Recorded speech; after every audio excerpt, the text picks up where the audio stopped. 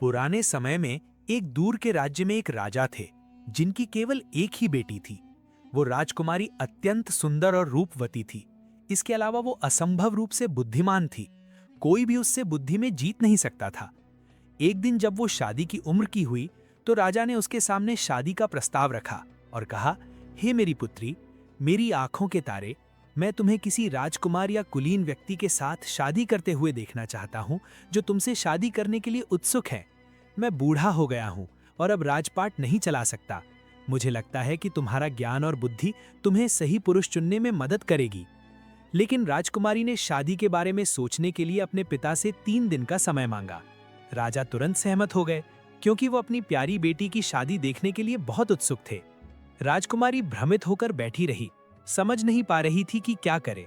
वो कोई साधारण राजकुमार या राजा नहीं चाहती थी, बल्कि एक ऐसा पुरुष चाहती थी जो बुद्धि और ज्ञान में उसके बराबर हो। 3 दिन का समय बीत जाने पर राजा राजकुमारी के पास आए और उसका निर्णय पूछा। राजकुमारी ने कहा, हे मेरे पिता, मैं केवल उसी से शादी करूंगी जो मुझे बुद्धि में हरा सकेगा। इसलिए मैंने तय किया है, जो मुझे ऐसी पहेली देगा जिसका उत्तर मुझे पता नहीं होगा, वही मेरा जीवन साथी होगा। और जो ऐसी कठिन पहेली देगा जिसका उत्तर मुझे पता न हो, उसे तुरंत मृत्युदंड दिया जाएगा। राजा ने बहुत सोच विचार के बाद अंततः उसके प्रस्ताव को स्वीकार कर लिया और राज्य में घोषणा कर दी, जो राजकुमारी को ऐसी पहेली देगा जिसे वो हल नहीं कर पाएगी, वो राजकुमारी से शादी करेगा और भविष्य में राजा बनेगा। और जो ऐसी पहेली देगा जिसे राजकुमारी हल कर लेगी, उसे तुरंत मार दिया जाएगा। चारों ओर से राजकुमार और मंत्री आए और राजकुमारी को पहेलियां दी, लेकिन उसने उन सभी पहेलियों के उत्तर दे दिए। परिणाम स्वरूप जो भी आगे आए थे उन सभी को मार दिया गया। राजधानी के पास के एक गांव में एक चरवाहा अपनी मां के साथ रहता था। वो अत्यंत बुद्धिमान और दयालु था।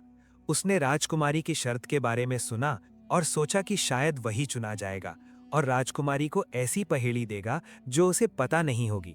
वो अपनी मां के पास गया और तुरंत यात्रा के लिए भोजन तैयार करने को कहा। जब मां ने कारण पूछा तो उसने अपना उद्देश्य बताया कि वह राजकुमारी को पहेली देकर उससे शादी करेगा। मां ने दुख के साथ कहा, हे मेरे इकलौते बेटे, क्या तू पागल हो गया है? जो काम करने में बड़े बड़े प्रभु और प्रजा सब विफल रहे हैं, तू वो कैसे करेगा? मेरे पास रह, राजकुमारी और उसकी शर्त को भूल जा। चरवाहे युवक ने कहा, नहीं मां, चिंता मत करो, मैं राजकुमारी से शादी करूंगा ही। भोजन और पानी तैयार करो, मैं गधे को तैयार कर रहा हूं। मां को अपने बेटे के भाग्य पर बहुत दुख हुआ। वो अपने बेटे से बहुत प्यार करती थी, लेकिन उसे लगा कि रास्ते में मरने से बेहतर है कि राजा उसे फांसी दे दे। इसीलिए उसने जो रोटियां बनाई उनमें जहर मिला दिया। एक बार फिर उसने बेटे को रोकने की कोशिश की, लेकिन चरवाहा युवक अडिग रहा। मां आंखों में आंसू लिए बेटे के लिए भोजन ले आई। उसे विश्वास था कि उसका बेटा वापस नहीं आएगा। अगर वो जहर नहीं खाएगा तो भी राजकुमारी की शर्त पूरी नहीं कर पाएगा। चरवाहा अपने गधे पर सवार होकर धनुष लेकर मां को विदा कर रवाना हुआ। रास्ते में वो सोच रहा था कि राजकुमारी को क्या पहेली दे। रास्ते में बहुत भूख लगी, इसलिए एक छायादार पेड़ के नीचे बैठकर रोटी खाने ही वाला था कि अचानक एक जंगली खरगोश दिखा। उसने खरगोश की ओर धनुष ताना, लेकिन निशाना चूक गया, बल्कि एक दूसरे खरगोश को मार दिया जो संयोग से वहां से गुजर रहा था। तब उसने मन ही मन कहा, अब मुझे पहेली का एक हिस्सा मिल गया है। मैंने उसकी ओर निशाना साधा जिसे मैंने देखा था, और उसे मार दिया जिसे मैंने नहीं देखा था। बाद में उसने देखा कि मारा गया खरगोश गर्भवती था। उसने उसका पेट चीरकर खरगोश के छोटे छोटे बच्चों को निकाला और खा लिया और कहा, एक और हिस्सा जो पैदा नहीं हुआ और बड़ा नहीं हुआ, उसे मैंने खाया। वो ऐसी पहेली पाकर बहुत खुश हुआ जिसे राजकुमारी कभी हल नहीं कर पाएगी। जब वो छोटे खरगोश खा रहा था, तब उसके गधे ने मां की बनाई जहर मिली रोटियां खा ली और तुरंत मर गया। तब उसे समझ आया कि मां ने खाने में जहर दिया था ताकि वो मर जाए और राजा उसे न मारे। उसने कहा, अल्लाह आपको माफ करे मां। फिर 3 कौवे आए और मृत गधे की अंतड़ियों को खाया और मर गए। चरवाहे ने कहा, यहां पहेली पूरी हुई। मेरी मां ने गधे को मारा और गधे ने उन तीनों को मारा।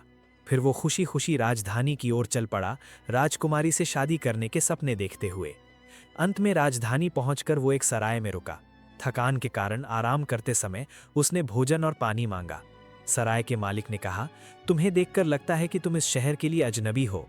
चरवाहे ने कहा कि अगले दिन वो राजमहल जाकर राजकुमारी को ऐसी पहेली देगा जो उसे पता नहीं होगी और उससे शादी करेगा। मालिक हंसा और बोला, अल्लाह तुम पर रहम करे बेटा, और उसे आराम के लिए कमरा दे दिया। अगले दिन वो सराय छोड़कर राजमहल गया। मालिक ने उसे ऐसे विदा किया जैसे फिर कभी मुलाकात नहीं होगी। महल पहुंचकर उसने राजा से मिलना चाहा, लेकिन पहरेदारों ने उसका गरीब चेहरा देखकर कहा, हम भिखारियों को स्वीकार नहीं करते। उसने कहा कि वो राजकुमारी को ऐसी पहेली देने आया है जिसे वो हल नहीं कर पाएगी। तुरंत एक पहरेदार ने राजा को जाकर खबर दी।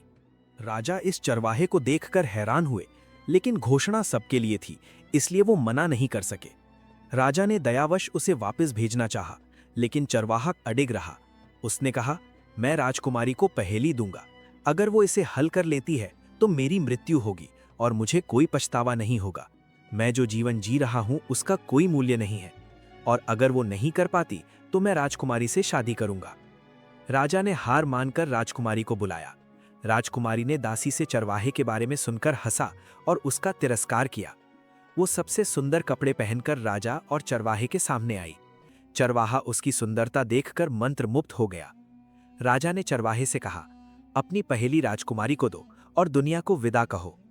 चरवाहे ने राजकुमारी को सलाम किया और कहा, मैंने उसकी ओर निशाना साधा जिसे मैंने देखा था, और उसे मार दिया जिसे मैंने नहीं देखा था। जो पैदा नहीं हुआ और बड़ा नहीं हुआ उसे मैंने खाया। मेरी माँ ने गधे को मारा और गधे ने उन तीनों को मारा। हे राजकुमारी, अनुमान लगाओ इसका उत्तर क्या है। राजकुमारी ने ऐसी पहेली पहले कभी नहीं सुनी थी। उसने बहुत सोचा। अंत में उसने मन ही मन कहा, जितना सोचती हूं उत्तर नहीं मिल रहा। ये चरवाहा बहुत बुद्धिमान है, किसी दूसरे तरीके से उसे हराना होगा। उसने अपने पिता से उत्तर सोचने के लिए 3 दिन का समय मांगा और चरवाहे को महल के एक कमरे में रहने के लिए कहा। पहली रात उसने अपनी सबसे सुंदर दासी को चरवाहे के पास भेजा ताकि वो मीठी बातों से पहेली का रहस्य उगलवा सके। दासी ने जाकर उसकी बुद्धि की प्रशंसा की, लेकिन चरवाहा उसका उद्देश्य समझ गया और पूरी रात बातें की, लेकिन रहस्य उजागर नहीं किया। सुबह दासी खाली हाथ वापस आई और राजकुमारी को बताया। राजकुमारी ने कहा, यह चरवाहा साधारण नहीं है। दूसरी रात उसने दूसरी दासी भेजी, लेकिन वही घटना हुई। तीसरी रात राजकुमारी खुद गई। चरवाहे ने कहा कि वो अगली सुबह रहस्य बता देगा, लेकिन जब वे सोकर उठे तो 3 दिन का समय समाप्त हो चुका था। चरवाहे ने कहा, अब रहस्य बताने का कोई कारण नहीं है। राजा ने राजकुमारी से कहा, ठीक है हे मेरी पुत्री, चरवाहा जीत गया, उससे तुरंत शादी करो, क्योंकि मैं राजा हूं और मुझे अपनी बात रखनी होगी। लेकिन राजकुमारी ने आपत्ति की और कहा, मैं एक साधारण चरवाहे से शादी करने के लिए तैयार नहीं हूं जब तक कि वो 3 काम न कर ले। अगर वो नहीं कर पाया तो उसे तुरंत मार दिया जाएगा। चरवाहे ने पूछा कि वे काम क्या है। राजकुमारी ने कहा, पहला, तुम 100 जंगली खरगोशों को लेकर दिन भर मैदान में चराओगे और सूर्यास्त के समय महल में लौटोगे बिना एक भी खोए 3 दिनों तक। दूसरा, एक कमरे में 100 रोटियां रखकर तुम एक दिन में सब खा जाओगे। तीसरा, गेहूं और जौ के एक बड़े ढेर को एक रात में अलग अलग कर दोगे। और अंत में एक और जोड़ा, अंत में महल में आकर अपनी झोली में एक ऐसी कहानी लाओगे जिस पर कोई विश्वास न करे। चरवाहे ने कहा, यह असंभव है हे राजकुमारी, लेकिन राजकुमारी अडिग रही। चरवाहा दुख के साथ महल से बाहर आ गया। पहेली देने के बाद भी कुछ नहीं हुआ, ये सोचकर वो एक जगह बैठकर उदास होकर सोच रहा था। अचानक एक बूढ़ी जादूगरनी आई और बोली, क्या हुआ हे युवक, यहाँ अकेले क्यों बैठे हो? उसने सारी बात बताई। बूढ़ी औरत ने कहा, तुमने राजकुमारी की शर्त पूरी की है, तुम्हें उससे शादी करनी ही होगी, और जो काम उसने मांगे हैं उनमें मैं तुम्हारी मदद करूंगी। ये लो जादुई बांसुरी, खरगोशों को मैदान में ले जाओ, वे जहां चाहें दौड़ें। सूर्यास्त के समय इस बांसुरी को बजाते ही सब जहां कहीं भी हों दौड़कर तुम्हारे पीछे आएंगे। चरवाहा महल लौटा और राजकुमारी की शर्त मान ली। सुबह 100 खरगोश लेकर मैदान में गया। दिन भर चिंता नहीं की। सूर्यास्त के समय बांसुरी बजाते ही सभी खरगोश दौड़कर आए और उसके पीछे पीछे महल लौट आए। राजा, राजकुमारी और सभी हैरान थे कि कैसे एक भी जंगली खरगोश नहीं खोया। चरवाहे ने रहस्य गुप्त रखा। अगले दिन राजा ने एक नौकर भेजा ताकि चरवाहे से कम एक खरगोश खरीद सके। नौकर ने बहुत कीमत देनी चाहिए, लेकिन चरवाहा बेचने को तैयार नहीं हुआ। तब राजा खुद किसान के वेश में गए, लेकिन चरवाहे ने उनकी उंगली की शाही अंगूठी देखकर उन्हें पहचान लिया, फिर भी कुछ नहीं कहा। राजा ने पूछा कि एक खरगोश की कीमत क्या है?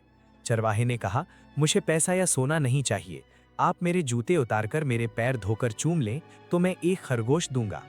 राजा को बहुत अपमान महसूस हुआ। एक राजा एक चरवाहे के पैर धोकर कैसे चूमेगा?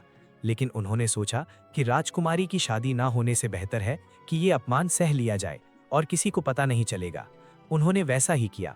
जूते उतारकर पैर धोए और चूमे। चरवाहे ने खरगोश दिया, लेकिन जब राजा लौट आए थे तब उसने बांसुरी बजाई। खरगोश उछलकर राजा के हाथ से छूटकर चरवाहे के पास वापस आ गया। राजा शर्मिंदा होकर लौटे, लेकिन किसी से कुछ नहीं कहा। 3 दिन बीतने पर राजा ने कहा, पहला काम पूरा हुआ, अब देखते हैं कि क्या तुम एक दिन में 100 रोटियां खा सकते हो। चरवाहे को 100 रोटियों के साथ कमरे में बंद कर दिया गया। वो दुखी होकर बैठा रहा।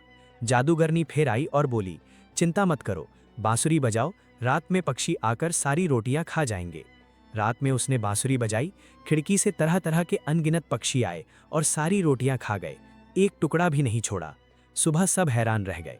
फिर राजा ने उसे गेहूं और जौ के मिश्रण के एक बड़े ढेर के साथ बंद कर दिया। सोचा अब तो हारेगा ही।